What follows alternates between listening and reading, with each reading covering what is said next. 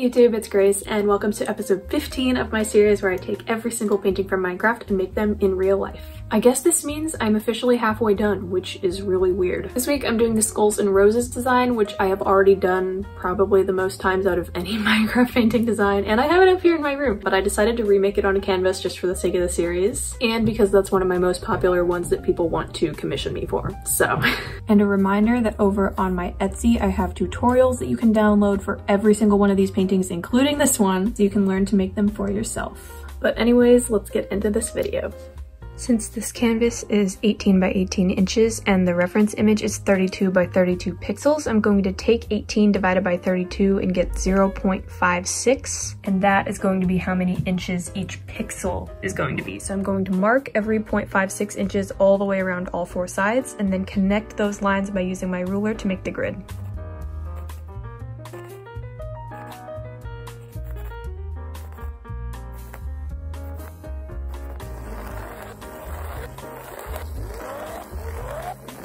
I know I say this a lot, but wow, this grid looks really nice. Anyways, my next step will be priming with a thin layer of white acrylic paint just to seal it in and keep the pencil from smearing.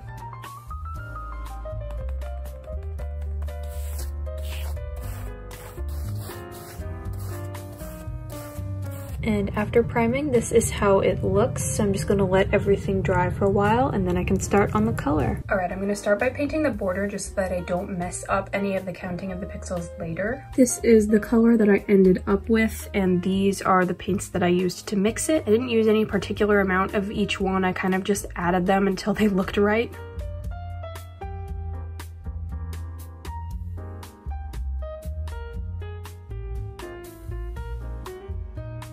Here is the border done. I just have it set on these little containers to keep the paint from drying to the paper towel. There are a few pixels here that are pretty much black, so I'm going to fill them in first and then use them as references. And the way that I figure out where they go is I start in the corner, I count over and down, and then I put a dot on the canvas, and then I fill all of these in.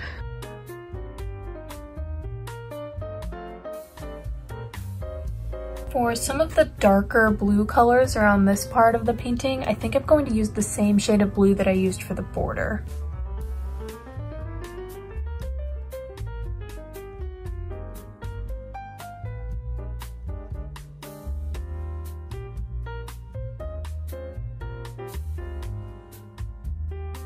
I just did this corner and this part right here as kind of like a light blue. I mainly used this paint with a little bit of this one. And my goal was to kind of just roughly map out these areas of the painting. So this is my progress so far. All right, it's the next day and I've started painting again. I've done a couple colors already, including this kind of lighter blue in this corner and a more of a darkish grayish blue here. And next I'm gonna be starting on this part. There's kind of like a gradient of lots of lighter colors to darker. So I'm starting with the lightest, which I used this, which is just a little bit of light blue with a lot of white.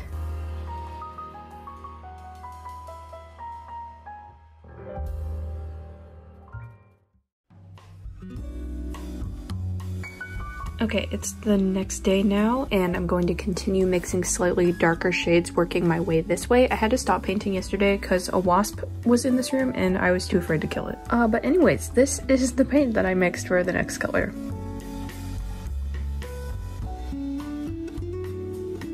I just had to evacuate for a second, because the wasp came back, but my dad killed it, so we're good now.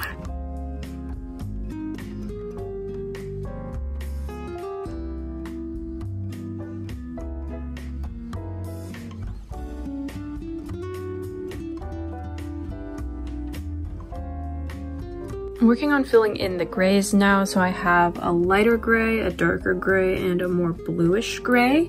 But this is how it's looking so far. I think I'm making pretty good progress. There are so many different shades of blue in this painting, and it's scary how easy it is to mix them up with each other.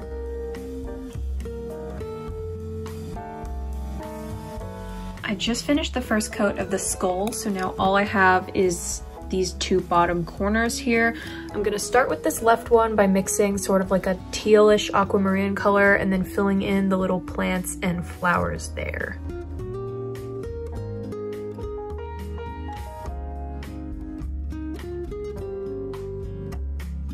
I just mixed and painted down these colors here, which I already had mixed from a previous painting, so I don't remember entirely how I made them. Here is another update. I'm getting pretty close to done with the first coat. I just need to finish this corner here. And really, I'm just trying not to think about it too much. I'm just going in and painting because this part of the painting is a little bit complicated, and if I look at it for too long, then I just get overwhelmed. This is completely empty and I don't have any more of it, so I'm having to resort to using my old paints, which is okay. I'll just need to use an extra layer or so.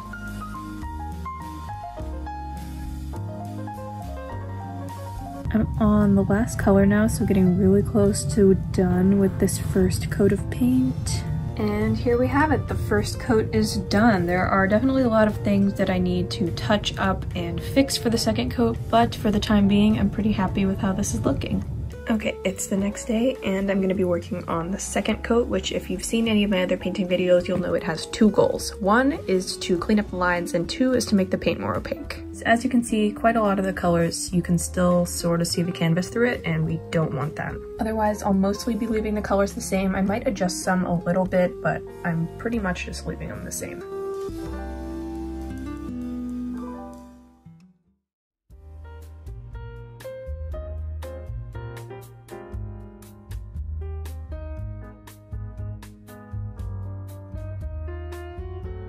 For the second coat, I always make sure to paint the border last so that this line is as clean as it possibly can be. And I think I have now officially finished the second coat. I've been working on it for about 3 hours today, but here it is compared to the reference. It's definitely going to need a lot of details and a few touch-ups, but it's looking really good so far. So I'm gonna let this dry for the rest of the day, and then I'm gonna come back whenever I have time between school and stuff and work on the details. Okay, it's now the next day and I am determined to finish this painting. For the transition colors, it might look a little bit complicated at the end, but the process is super simple.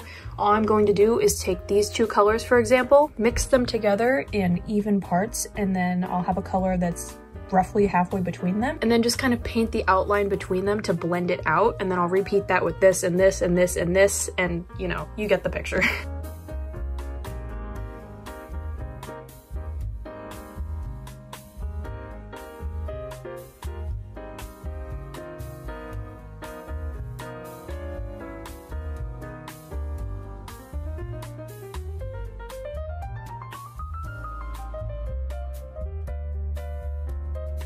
And after repeating that process a bunch of times on the skull and also a bit in the background, this is what I have ended up with, and I think it's pretty close to done. So I am going to let this dry for a while and then I will show you in natural light. And here's how it looks completely done, completely dry, and in better lighting. Here's a close-up where you can see all of the different blending and transition colors that I added. And here it is next to the huge painting on my wall, which I think these two right next to each other looks really cool and kind of trippy. But I love how this painting turned out. This design is one of my all-time favorites, if not my absolute favorite. I've made it a bunch of times, but I feel like every time I make it, it gets slightly better. But I think that concludes this video. So if you are interested in seeing like a high-quality picture of this painting or any of my other art that I've made, check out my Instagram because I have tons of pictures and videos on there. But anyways, thank you so much for watching. I hope you enjoyed, and I will hopefully see you in my next one.